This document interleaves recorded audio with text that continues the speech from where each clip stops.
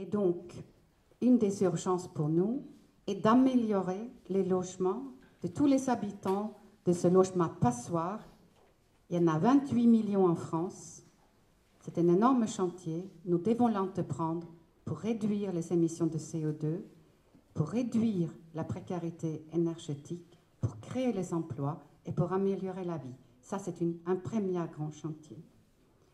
L'autre grand chantier, qui est absolument aussi pour moi obligatoire, c'est la sortie du nucléaire, pour beaucoup de raisons. Je vais être rapide parce que vous connaissez ces arguments. C'est une technologie démodée.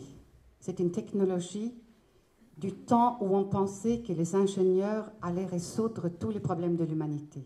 Ça correspond à un moment de l'humanité où nous avons une forme d'hybris.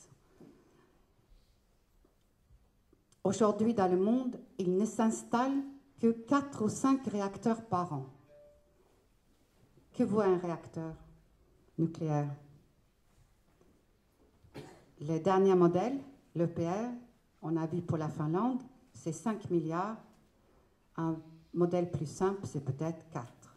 Donc, disons, le marché global de l'atome dans le monde est de 20 milliards. Devinette, quel est le marché mondial des éoliennes? 200 milliards. La France a loupé la reconversion industrielle vers la filière de l'éolienne par idéologie stupide. C'est une erreur économique. Dans les énergies renouvelables en Allemagne, il y a 370 000 emplois. Dans le nucléaire en France, il y en a 50 000. Ensuite, il y a le danger. C'est une technologie dangereuse, nous l'avons vu. Donc, pour toutes ces raisons, mais dans l'ordre où je l'ai dit, économique, emploi, sécurité, nous devons sortir du nucléaire immédiatement, dès 2012. Ça serait dans le corps de gouvernement. Si c'est moi le candidat, j'y veillerai avec fermeture immédiate de 3 centrales dangereuses, avec abandon des EPR, avec fermeture de la Hague.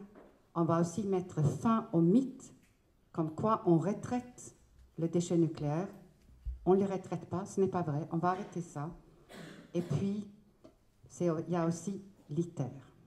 Donc ça, nous allons donc opérer notre conversion écologique, qui est d'abord sociale, d'abord de justice sociale, parce que nous allons aussi instaurer une autre répartition des richesses, parce que les efforts que nous allons devoir faire d'ici 2020 sont tellement énormes qu'on ne peut pas les accomplir dans une société divisée et qui est basée sur l'exclusion et l'injustice.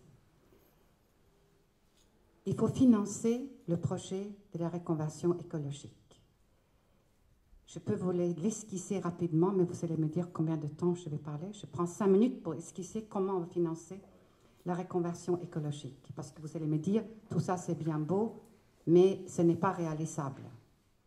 Vous avez tous compris que la croissance dans le système productiviste ne va pas revenir. Ceux qui vous disent que la croissance va revenir mentent. Il faut regarder les prix des matières premières. Déjà, la montée des prix des matières premières sous la pression de la demande fait que la croissance ne pourrait pas fonctionner même dans le système ancien. Quand on ajoute les contraintes d'un monde fini et de la demande qui augmente, nous n'avons pas le choix.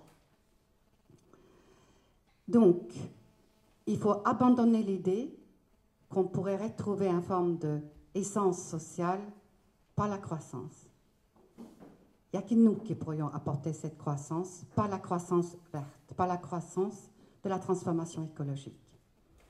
Selon la Commission européenne, cette transformation écologique absolument nécessaire et urgente coûtera 2,5% du PIB, c'est-à-dire à peu près entre 50 et 60 milliards d'euros par an. comment est-ce que nous allons financer cela? D'abord en supprimant un certain nombre de niches fiscales, et notamment celles qui sont favorables à la pollution. Ça représente à peu près 10 milliards.